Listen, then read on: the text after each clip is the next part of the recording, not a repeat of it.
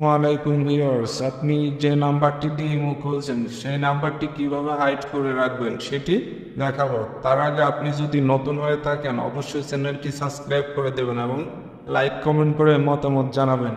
এর জন্য কি করতে হবে, আপনি ফুল ভিডিওটি দেখবেন, তারপরে আপনি এই কাজটি করতে পারবেন। অবশ্যই এর জন্য আপনি কী করবেন, ইমো অ্যাপটি ওপেন করবেন। ওপেন করার পর জাস্ট আপনার ইমো প্রোফাইলে চলে যান। যাওয়ার পর এখানে সিকিউরিটি অ্যান্ড প্রাইভেসি নামে একটা অপশন পাবেন, ট্যাপ দিবেন। ট্যাপ দেওয়ার পর জাস্ট একটু স্ক্রল করে নিচে যাবেন। নিচে যাওয়ার পর স্ক্রল করে নিচে যাবেন। নিচে যাওয়ার পর জাস্ট এখানে প্রোফাইল প্রাইভেসি নামে একটা অপশন পাবেন, ট্যাপ দিবেন। ট্যাপ দেওয়ার পর জাস্ট এখান থেকে who can see my imo ID এটির উপর ট্যাপ দিবেন।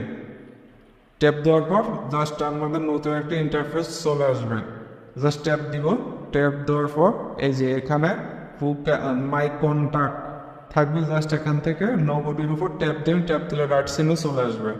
জাস্ট আমাদের কাজটা হয়ে গেল। এখন আপনার কেউ যদি ইমো নাম্বারটি দেখতে চায় তাহলে আর দেখতে পারবে না। এখন আপনার কাজটি হয়ে গেছে। অবশ্যই আশা করি বুঝাইতে পারছি। অবশ্যই চ্যানেলটি সাবস্ক্রাইব করবেন, লাইক কমেন্ট করে পাশে থাকবেন। আল্লাহ হাফিজ।